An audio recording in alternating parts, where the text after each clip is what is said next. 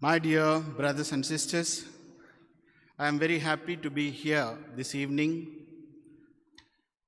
as it happens to be the ninth Wednesday of Novena in honor of Saint Joseph. I know, I trust and believe all our priests and all of you have heard enough about Saint Joseph and his cooperation with God of Yahweh for the salvation of the mankind. Pope Francis has been tapping all of us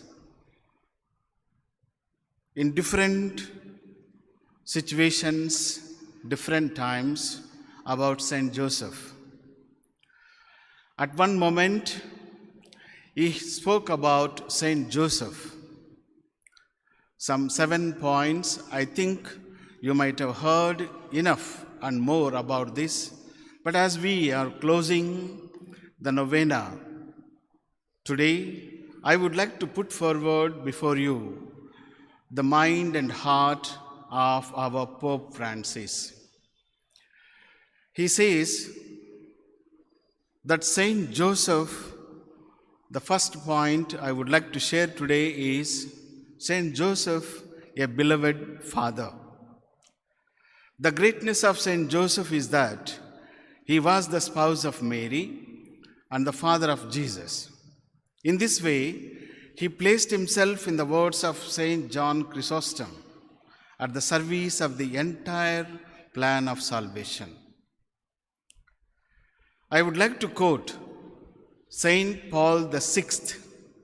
He pointed out that Joseph concretely expressed his fatherhood by making his life a sacrificial service to the mystery of the Incarnation and its redemptive purpose.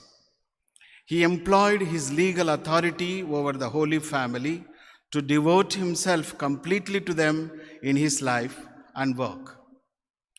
He turned his human vocation to domestic love into superhuman oblation of himself. His heart and all his abilities, a love placed at the service of the Messiah who was growing to maturity in his home. I unquote that St. Paul VI. Really, we should thank to his role in salvation history. Saint Joseph has always been venerated as a father by the Christian people. This is shown by the countless churches dedicated to him worldwide, the numerous religious institutes and ecclesial groups inspired by his spirituality and bearing his name, and the many traditional expressions of piety in his honor. Innumerable holy men and women were passionately devoted to him.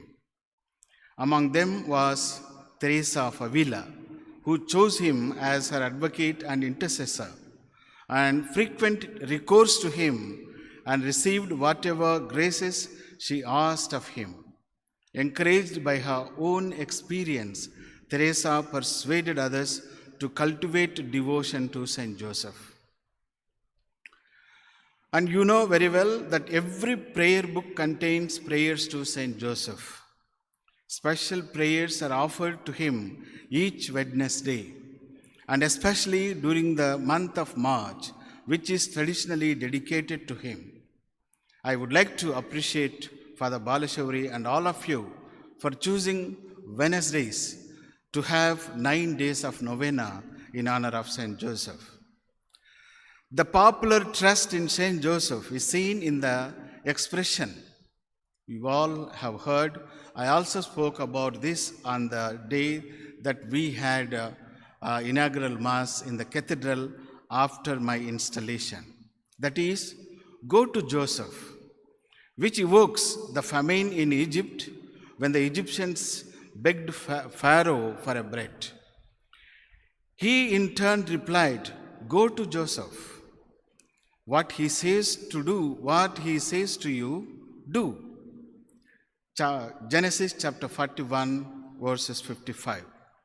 Pharaoh was referring to Joseph, the son of Jacob, who was sold into slavery because of the jealousy of his brothers, and who, according to the biblical account, subsequently became viceroy of Egypt.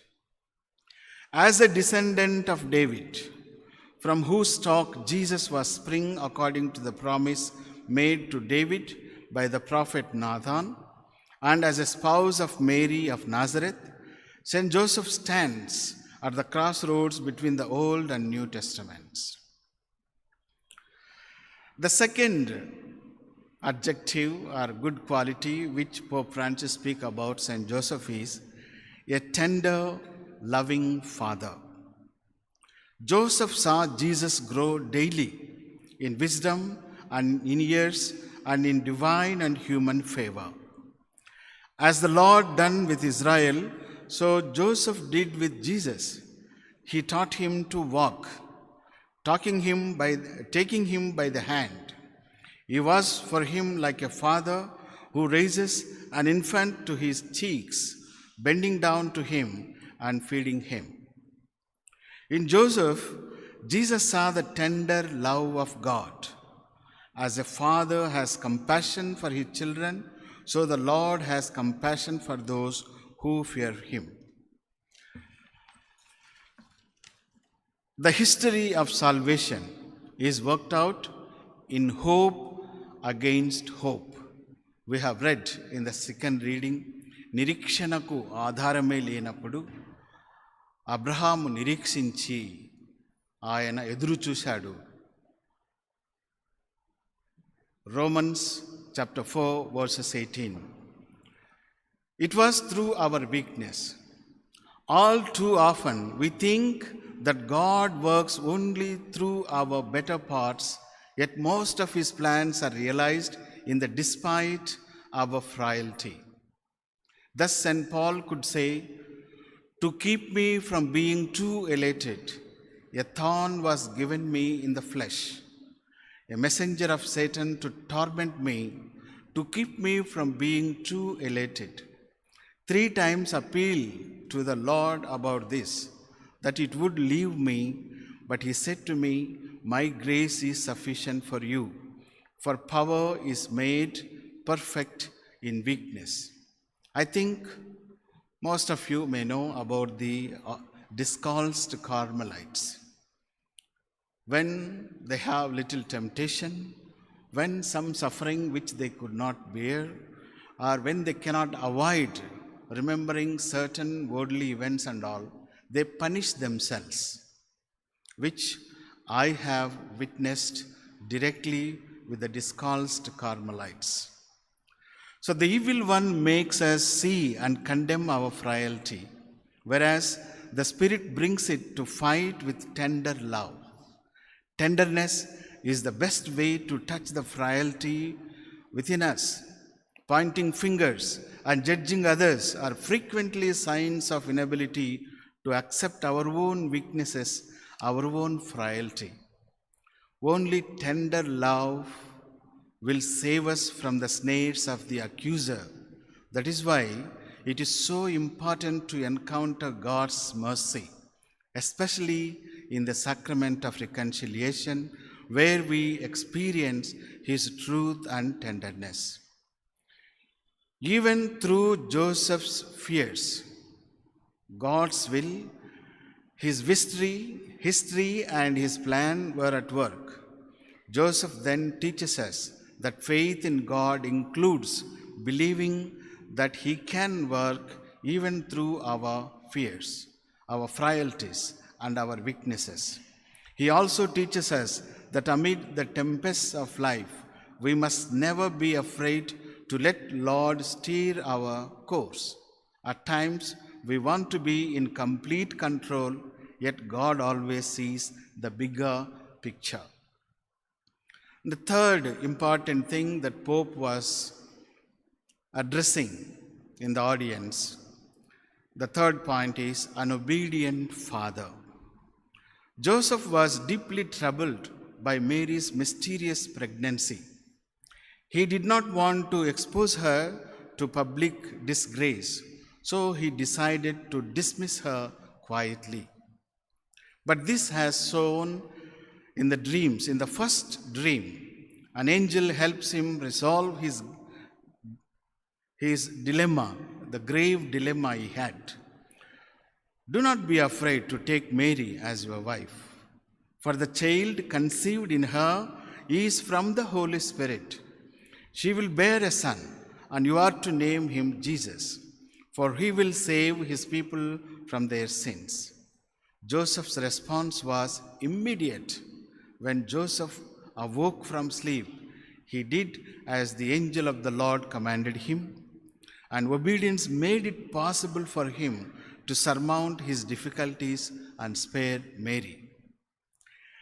In the second dream, the angel tells Joseph, "Get up, take the child and his mother, and flee to Egypt, and remain there until I tell you. For Herod is about to search for the child to destroy him." So Joseph did not hesitate to obey. Regardless of the hardship involved, he got up, took the child and his mother by night, and went to Egypt and remained there until the death of Herod. In Egypt, Joseph awaited with patient trust the angel's notice that he could safely return home. So in the third dream, the angel told him that those who sought to kill the child were dead, and ordered him to rise, take the child and his mother, and return to the land of Israel. Gospel of Matthew, chapter 2, 19 and 20 verses. Once again, Joseph promptly obeyed. He got up, took the child and his mother, and went to the land of Israel. My dear brothers and sisters, in every situation, Joseph declared his own fiat, like those of Mary at the Annunciation of Jesus in a garden of Gethsemane. In his role as the head of the family, Joseph taught Jesus to be obedient to his parents in accordance with the God's command. The fourth point, what Holy Father was speaking about Joseph, is an accepting father.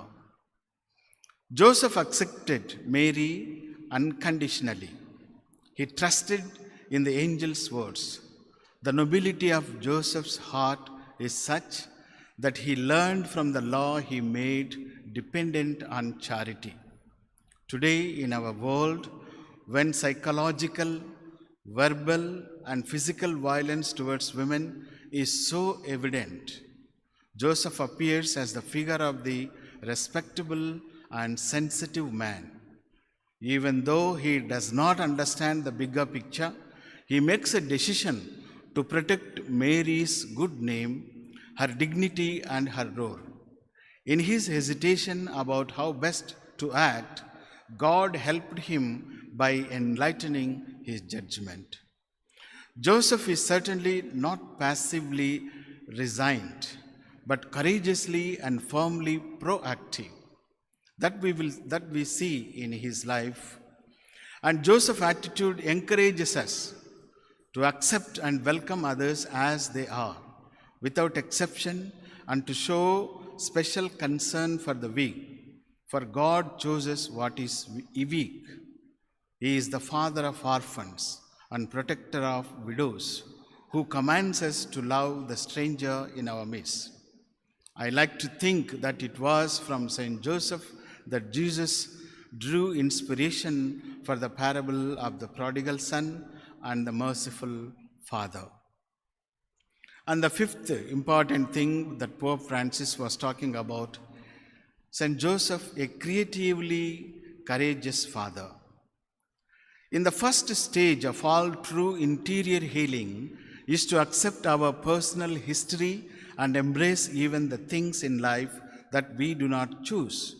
We must now add another important element, that is creative courage. This emerges especially in the way we deal with difficulties. In the face of difficulty, we can either give up or walk away or somehow engage with it. At times, difficulties bring out resources we do not even think we had. As we read the infancy narratives, and most of our fathers, especially in the scripture, in the third year theology, we study about infancy narratives. We may often wonder why God did not act in a more direct and clear way. That is also our doubt when this dangerous pandemic broke out the entire universe. Yet God acts through events and people. Joseph was the man chosen by God to guide the beginnings of the history of redemption. He was the true miracle by which God saves the child and his mother. God acted by trusting in Joseph's creative courage. Arriving in Bethlehem and finding no lodging where Mary could give birth, Joseph took a stable and a best as he could, turned it into a welcoming home for the Son of God come into the world. Faced with the imminent danger from Herod, who wanted to kill the child, Joseph was warned once again in a dream to protect the child and rose in the middle of the night to prepare the flight to Egypt. The sixth adjective that Pope attributes to Saint Joseph is Saint Joseph, a working father. An aspect of Saint Joseph that has been emphasized from the time of the first social encyclical, Pope Leo III's Rerum Novarum, in his relation to work. Saint Joseph was a carpenter who earned an honest living to provide for his family. From him, Jesus learned the value, the dignity, and the joy of what it means to eat bread that is the fruit of one's own labor. In our own day, when employment has once more become a burning social issue, we are seeing every day, we don't have to go all around India and all around the world, our own Telangana government. And unemployment at times reaches record levels, even in nations that for decades have enjoyed a certain degree of prosperity. There is a renewed need to appropriate the importance of dignified work, of which Saint Joseph is an exemplary patron. Work is a means of participating in the work of salvation, an opportunity to hasten the coming of the kingdom, to develop our talents and abilities, and to put them at the service of society and fraternal communion. So we feel sad. There are so many young priests among us, so many young couples, so many married people who want to come and share in our socio-pastoral responsibilities. But we have our own fears and we keep away from them. And it becomes, sometimes a sad story that killing the talents and abilities of the young ones. We have to take courage, put them in proper place, and expect the more results. It becomes an opportunity for the fulfillment not only of oneself, but also of that primary cell of society, which is the family. A family without work is particularly vulnerable to difficulties, tensions, estrangement, and even breakup. I have number of stories. Recently we have encountered one in Tirumalgiri, very, very sad. So how can we speak of human dignity without working to ensure that everyone is able to earn a decent living? Working persons, whatever their job may be, are cooperating with God Himself and in some way become creators of the world around us. St. Joseph's work reminds us that God Himself, in becoming man, did not disdain to work. The loss of employment that affects so many of our brothers and sisters and has increased as a result of this COVID-19 pandemic should serve as a summons to review our priorities.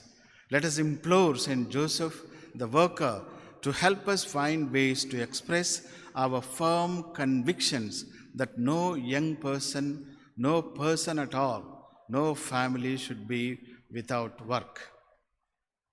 The last point that Pope attributes to St. Joseph is a father in the shadows. This is really very, very nice reflection from Pope Francis. So he quotes the Polish writer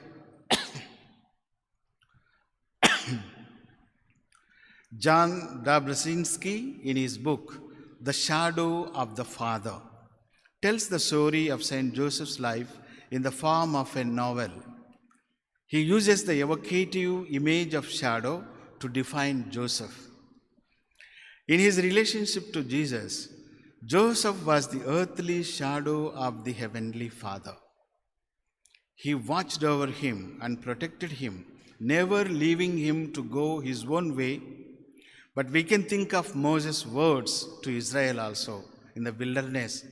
You saw how the Lord your God carried you, just as one carries a child, all the way that you traveled. In a similar way, Joseph acted as a father for his whole life. Dear fathers, fathers of children, not these fathers. Fathers are not born, but made. A man does not become a father simply by bringing a child into the world, by taking up the responsibility to care for that child. Whenever a man accepts responsibility for the life of another, in some way he becomes a father to that person. Children today often seem orphans, lacking fathers. So many single parents we see abroad. Those of you who are in USA, you will experience this. The church too needs fathers. St. Paul's words to the Corinthians remain timely. Though you have countless guides in Christ, you do not have many fathers. First letter of St. Paul to the Corinthians, chapter 4, verses 15. Every priest or a bishop should be able to add with the apostle. These are the words of Pope Francis. I became your father in Christ Jesus through the gospel. Paul likewise calls the Galatians my little children, with whom I am again in travail until Christ be formed in you. Being a father entails introducing children to life and reality, not holding them back, being ever proactive or possessive, but rather making them capable of deciding for themselves, enjoying freedom, and exploring new possibilities. Joseph found happiness not in mere self-sacrifice, but in self-gift. In him, we never see frustration, but only trust. His patient silence was the prelude to concrete expressions of trust. Our world today needs fathers. It has no use for tyrants who would domineer others as a means of compensating for their own needs. It rejects those who confuse authority with authoritarianism, service with humility, discussion with oppression, charity with a welfare mentality, power and destruction. Every true vocation is a born of the gift of oneself, which is the fruit of mature sacrifice. The priesthood and consecrated life likewise requires this kind of maturity. Whatever our vocation, whether to marriage, celibacy, or virginity, our gift of self will not come to fulfillment if it stops at sacrifice. Were that the case, instead of becoming a sign of the beauty and joy of love, the gift of self would risk being an expression of unhappiness, sadness, and frustration. When fathers refuse to live the lives of their children for them, now and unexpected vistas open up. Every child is the bearer of unique mystery that can only be brought to light with the help of a father who respects that child's freedom. A father who realizes that he is not a father and educator at the point when he becomes useless, when he sees that his child has become independent and can walk the paths of life unaccompanied. When he becomes like Joseph, who always knew that his child was not his own but had merely been entrusted to his care. In this end, this is what Jesus would have us understand when he says, "Call no man your father on earth, for you have one Father who is in heaven." In every exercise of fatherhood, we should always keep in mind that it has nothing to do with possession, but is rather a sign pointing to a greater fatherhood. In a way, we are all like Joseph, a shadow of the Heavenly Father who makes his sun rise on the evil and on the good, and sends rain on the just and on the unjust, and a shadow that follows his son. Therefore, my dear fathers, sisters, and the people of God, so here is a model for all of us, Saint Joseph, and it is a blessing to every one of us that Pope Francis has declared this year dedicated to Saint Joseph. So let us not have some kind of discrepancies, some kind of jealousies, holy jealousies. When someone is given responsibility, the others will criticize. When someone is helped who is really deserving, needy, others also, they find fault, they criticize all our institutions as if we are not doing any help, any concession, etc., etc. So many things are there. Even, my dear priests of God, this is also very much active in all of us. We are not going to lose life when someone is lifted. We are not going to lose anything in the world, not even a simple inch of your credibility. But wherever we are, like Francis of Assisi, we should have an open mind to bloom where we are planted. It is not only for us, Francis, they sails.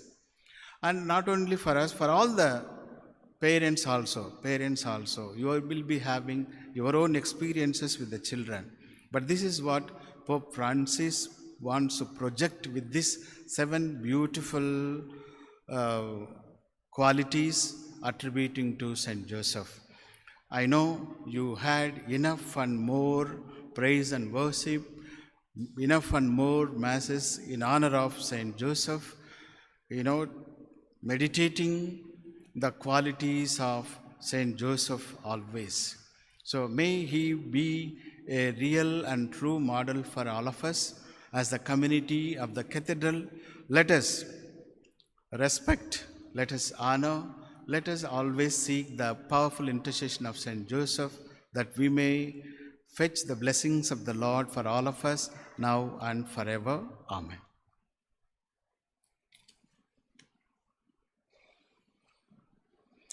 Let us all